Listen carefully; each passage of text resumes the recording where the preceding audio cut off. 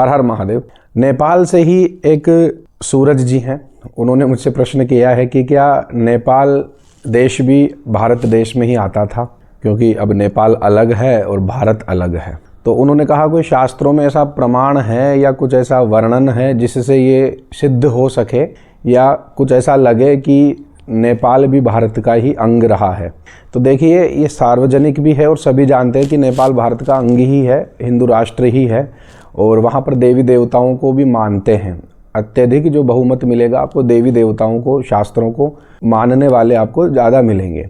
तो आपको मैं एक प्रमाण फिर भी दे देता हूँ जो गंडकी नदी से संबंध रखता है, आप ध्यान से श्रवण करें।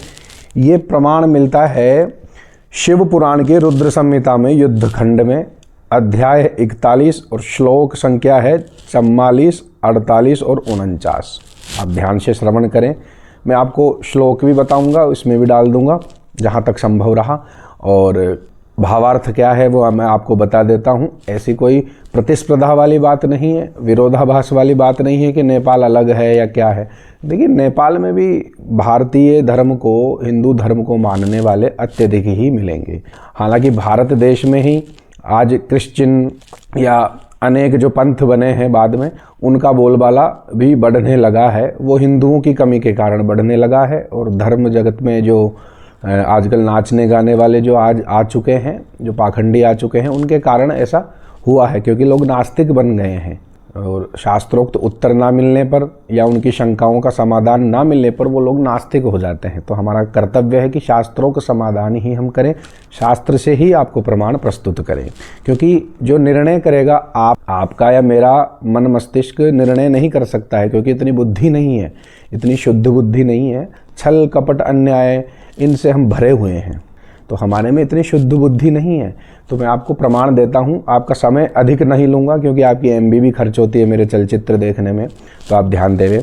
देखिए, तवेयम तनुरुत्सृष्टा नदी रूपा भवेदिह भारते पुण्य रूपा सा गंडकीति च विश्रुता नद्यधिष्ठा त्रिदेवीं या भारते बहुपुण्यदा लवणोदस्य पत्नी सा हरियम सस्य भविष्यसि हरिर्वैशैल रूपी च गंडकी तीर सन्निधौ संकरिष्यद्यधिष्ठानम भारते तव शापता है। क्या भावार्थ है, ध्यान से श्रवण करें। भगवान शंकर ने तुलसी को वरदान दिया, तुम्हारा यह शरीर नदी के रूप में परिवर्तित होकर भारतवर्ष में गंडकी नदी के रूप में विख्यात होगा। और गंडकी नदी कहाँ है? नेपाल में है। हे तुलसी, तुम भारत में गंडकी नदी होकर सबको पुण्य प्रदान करोगी और विष्णु के अंशभूत लवण समुद्र की पत्नी भी बनोगी। भारत में इस गंडकी नदी के किनारे यह विष्णु भी तुम्हारे शाप से पाषाण रूप यानी शालग्राम के रूप में स्थित होंगे, जो आप सभी को ज्ञात है। उपरोक्त तथ्यों में गंडकी नदी नेपाल में जो स्थित है भारतवर्ष में ही बताई गई है, इसलिए नेपाल भारत के ही एक हिस्से के रूप में सिद्ध होता है।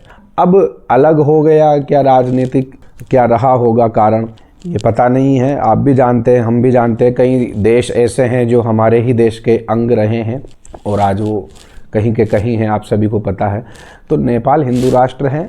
नेपाली जो प्रवासी हैं, नेपाली जो निवासी हैं, वो भी हमारे ही हैं, वो भी हिंदू धर्म को मानने वाले हैं, कट्टर हैं। बल्कि नेपाली आपको ज़्यादा कट्टर मिलेंगे हिंदू धर्म के प्रति।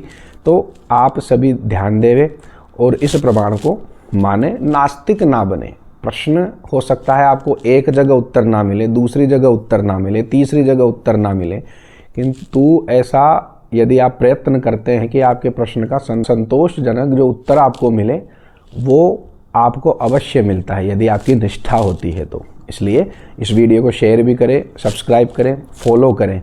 नास्तिक तो दूर रहें, रामपाल के जो चेले चपाटी हैं वो मेरे से दूर रहें, मेरे पोस्ट से दूर रहें, नास्तिकता ना फैलावें। इसलिए हर हर महादेव।